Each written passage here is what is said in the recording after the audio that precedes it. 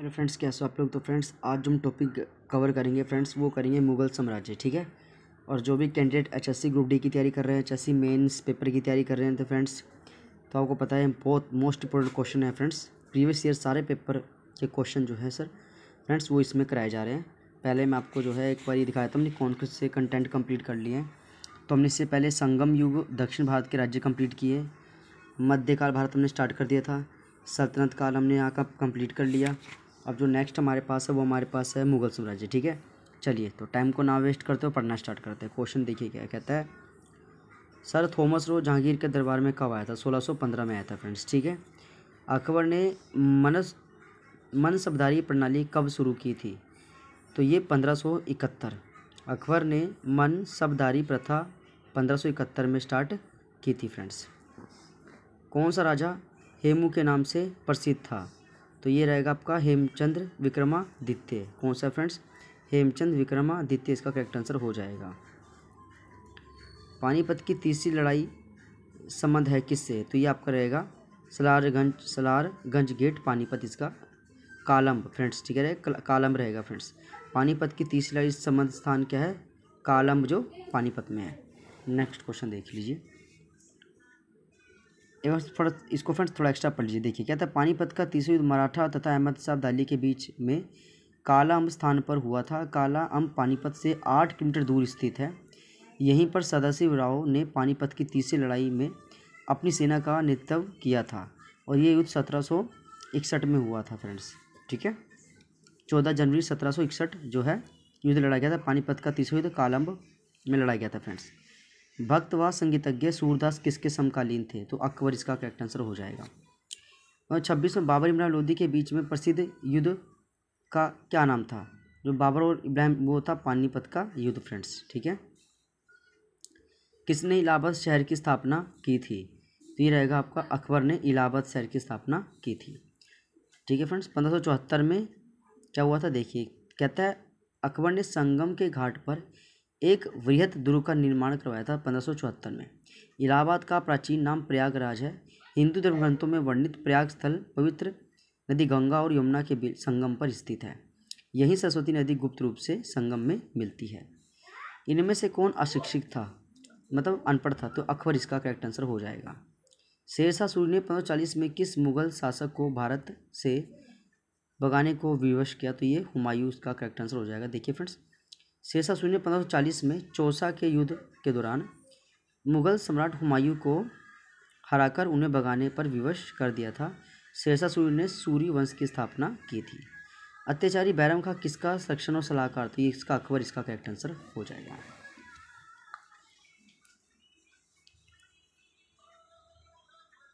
बैरम खां अकबर के वजीर थे, वह तुर्किस्तान से आए थे। बैरम खां 13 वर्ष अकबर के शिक्षक तथा अभिभावक थे। वह खान ए खाना की उपाधि से सम्मानित थे। बैरम खां की सहायता से मुगल सेना ने पानीपत का दूसरा युद्ध 1556 ईस्वी में हेमू की सेना को पराजित किया था। अकबर डैश का पुत्र था? अकबर हुमायूं का पुत्र था फ्रेंड्स। टोडरमल ने किस मुगल सम्राट के शासन के दौरान भू राजस्व की शुरुआत की थी? अकबर इसका करेक्ट आंसर हो जाएगा।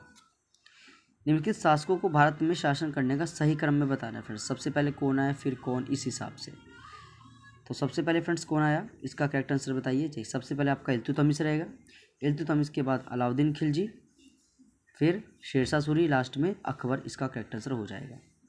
एक बार देख लीजिए, शेरशाह सूरी 40 से 45 5 साल, अकबर 56 से 1605, 1556 1605, और अलाउद्दीन खिलजी 1296 से 1316, इल्तुतमिश 1211 से 1236। दिल्ली गद्दी पर बैठने वाला अंतिम हिंदू शासक कौन था? इसका हेमचंद्र करेक्ट आंसर हो जाएगा। भारत का अंतिम मुगल सम्राट कौन था? तो ये रहेगा आपका बहादुर शाह द्वितीय। भारत का अंतिम मुगल सम्राट कौन था? बहादुर शाह द्वितीय इसका करेक्ट आंसर है। नेक्स्ट पढ़िए, देखिए कौन सा राजा हेमू के नाम से प्रसिद्ध है? तो ये तो फ्रेंड्स आपको पता ही है, हेमचंद्र विक्रमादित्य इसका करेक्ट आंसर हो जाएगा। 26 में बाबर इब्राहिम लोदी के बीच प्रसिद्ध युद्ध कहाँ हुआ था? तो ये पानीपत में हुआ था फ्रेंड्स। ठीक है। डैश की सहायता बाबर द्वारा 26 में इब्राहिम लोदी को हराने के बाद हिंदुस्तान की शासन पर विजय की स्मृति में की गई थी। काबली बाग मस्जिद की स्थापना 5240 में 1526 में इब्राहिम लोदी को हराने के बाद उसकी याद में बनाया था फ्रेंड्स। मतलब एक जो है काबली बाग की स्थापना की थी। किसकी अनुमति से अंग्रेजों ने अपना पहला कारखाना सूरत में लगाया था? तो फ्रेंड्स ये था जहांगीर।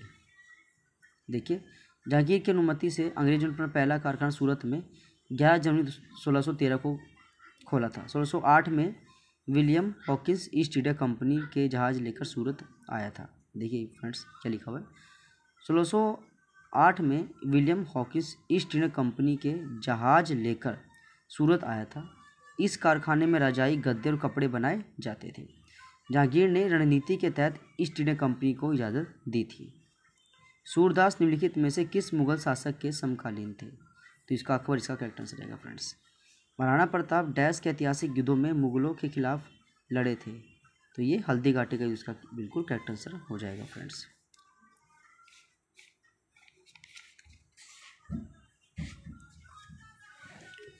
देखिए फ्रेंड्स, महाराणा प्रताप सिसोदिया राजपूत वंश के राजा थे।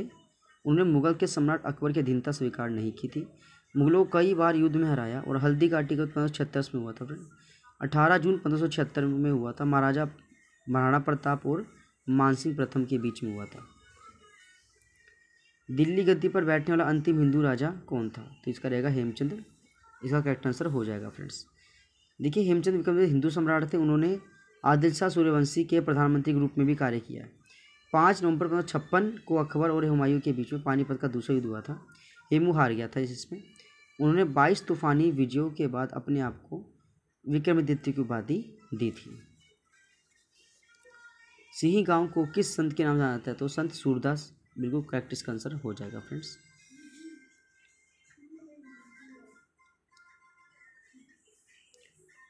जवाबित का संबंध किससे था? तो ये रहेगा राज्य कानून से। किससे फ्रेंड? राज्य कानून से। इब्राहिम लोदी व बाबर के बीच निम्न में से कौन सा युद्ध हुआ था? तो पानीपत का प्रथम युद्ध। क्या आंसर फ्रेंड? पानीपत का प्रथम युद्ध। देखिए क्या तो क्वेश्चन कहते हैं, इब्राहिम लोदी और बाबर के बीच निम्न में से कौन सा युद्ध हुआ था? तो पानीपत का प्रथम युद्ध इसका करेक्ट आंसर हो जाएगा फ्रेंड्स। जब्ती प्रणाली किसने शुरू की थी? तो फ्रेंड्स ये आपको पता है, जब्ती प्रणाली राजा टोडरमल ने शुरू की थी फ्रेंड्स।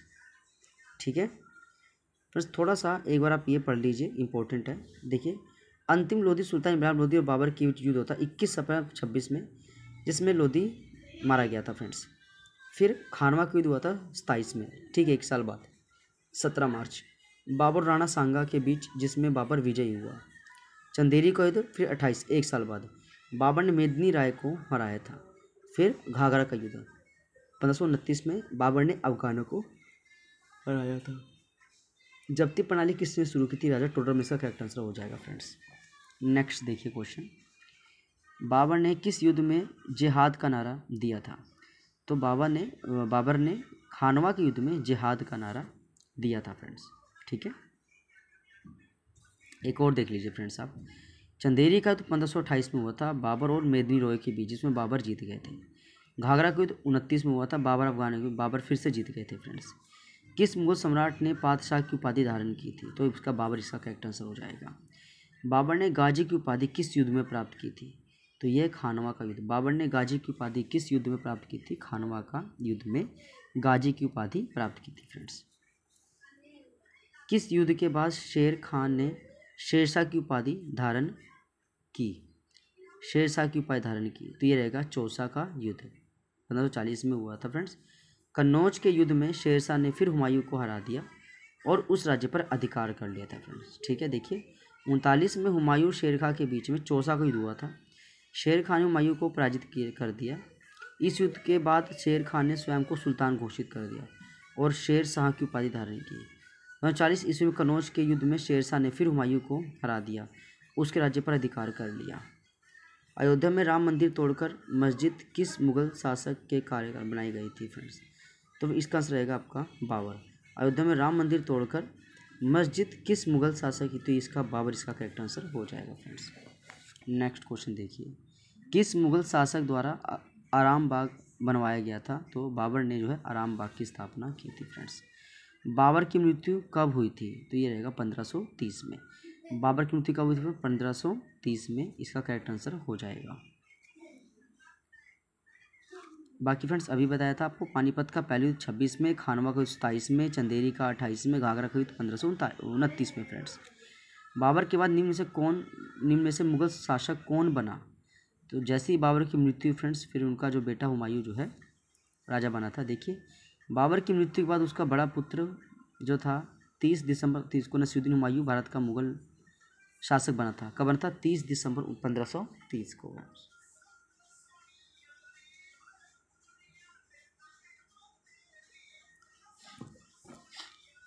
मुगल शासक बनने से पहले वह हिसार, फिरोजाबाद और उसके पद संभल का जागीरदार भी था। 1539 में वह शेर खां से चौसा का युद्ध हार गया। 40 में कन्नौज के युद्ध में शेर खान ने शेरशाह सूरी ने उसे फिर हरा दिया और उस राज्य पर पूरा कब्जा कर लिया। कन्नौज का युद्ध कब लड़ा गया था फ्रेंड्स? तो फिर इसका आंसर रहेगा कन्नौज को 1540 में लड़ा गया था। देखिए, कन्नौज के युद्ध को बिलग्राम का युद्ध भी कहा जाता है। इस युद्ध के परिणामस्वरूप 17 मई 1540 को शेरशाह सूरी द्वारा पराजित हुआ था। इस तरह एक पहला बिहारी मुसलमान दिल्ली गद्दी पर बैठा, क्योंकि बिलग्राम का युद्ध जीतने के बाद शेरशाह ने हुमायूं को भारत छोड़ने के लिए विवश कर दिया था। एक बार दोबारा देखिए फ्रेंड्स, कन्नौज के युद्ध को बिलग्राम का युद्ध भी कहा जाता है। इस युद्ध के हुमायूं 17 मई 1540 को शेरशाह सूरी द्वारा हार गया। इस तरह पहला बिहारी मुसलमान दिल्ली गद्दी पर बैठा, क्योंकि बिलग्राम का युद्ध जीतने के बाद शेरशाह ने हुमायूं को भारत छोड़ने के लिए विवश कर दिया। भारत में मनसबदारी प्रथा किसने शुरू की थी? तो ये रहेगा अकबर ने की थी फ्रेंड्स। चलिए नेक्स्ट क्वेश्चन पढ़ते हैं। पानीपत के युद्ध में बाबर की जीत का मुख्य कारण क्या था फ्रेंड्स? तो फ्रेंड्स ये रहेगा तुलुगमा प्रथा। क्या था फ्रेंड्स? तुलुगमा प्रथा। देखिए, क्या था, पानीपत के प्रथम युद्ध में बाबर ने दिल्ली के सुल्तान इब्राहिम लोदी को हराया। 12 अप्रैल 1526 को दोनों सेनाएं पानीपत के मैदान में आमने सामने हुई। दोनों के मध्य युद्ध का आरंभ 21 अप्रैल को हुआ। इस युद्ध में बाबर ने पहली बार तुलुगमा युद्ध नीति एवं तोपखाने का प्रयोग किया था फ्रेंड्स। ईरान के शाह और मुगल शासकों के बीच झगड़े की जड़ क्या थी? तो ये रहेगा आपका आंसर कंधार फ्रेंड्स। कहता है ईरान के शाह और मुगल शासकों के बीच झगड़े की जड़ क्या थी? तो इसका आंसर है कंधार, इसका करेक्ट आंसर है। मनसबदारी प्रथा कहाँ से ली गई थी? ठीक है फ्रेंड्स, ये इसका आंसर रहेगा मंगोलिया से। मनसबदारी प्रथा कहाँ से ली गई थी? मंगोलिया, इसका करेक्ट आंसर है। किस अंग्रेज को जहांगीर ने खान की उपाधि से सम्मानित किया था? हॉकिंस, इसका करेक्ट आंसर है फ्रेंड्स। किस अंग्रेज को जहांगीर ने खान की उपाधि? तो हॉकिंस, इसका करेक्ट आंसर है। रंगीला बादशाह किसे कहा जाता है? मोहम्मद शाह को कहा जाता है फ्रेंड्स। मयूर सिंहासन पर बैठने वाला अंतिम मुगल सम्राट कौन था? तो फ्रेंड्स ये रहेगा आपका आंसर मोहम्मद शाह। मयूर सिंहासन पर बैठने वाला अंतिम मुगल सम्राट कौन था? मोहम्मद शाह, इसका करेक्ट आंसर हो जाएगा। नेक्स्ट क्वेश्चन पढ़ते हैं फ्रेंड्स थोड़ा सा।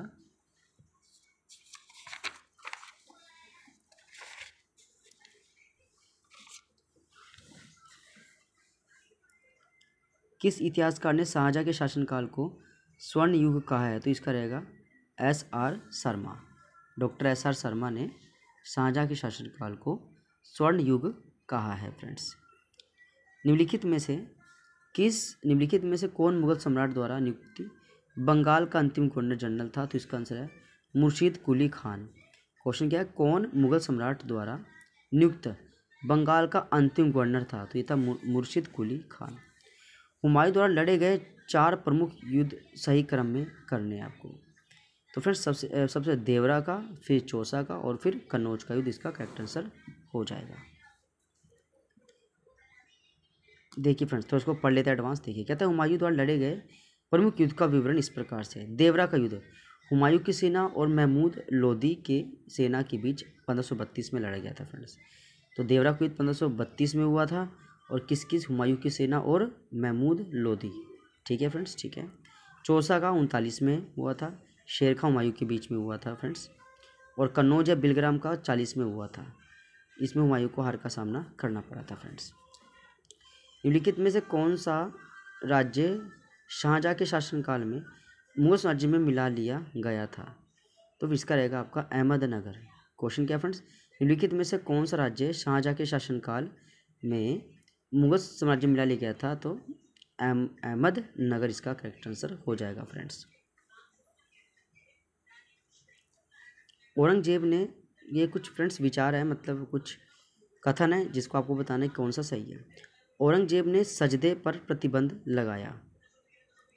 औरंगजेब ने सिक्के पर कलमा के उत्कीर्ण को प्रोत्साहित किया। तो फ्रेंड्स आपको बताना सिर्फ केवल एक इसका करेक्ट आंसर है कि औरंगजेब ने सजदा जो प्रथा थी फ्रेंड्स, जो था सिर झुका के राजा को सलाम करना, तो औरंगजेब ने जो है उस प्रथा को समाप्त कर दिया था फ्रेंड्स।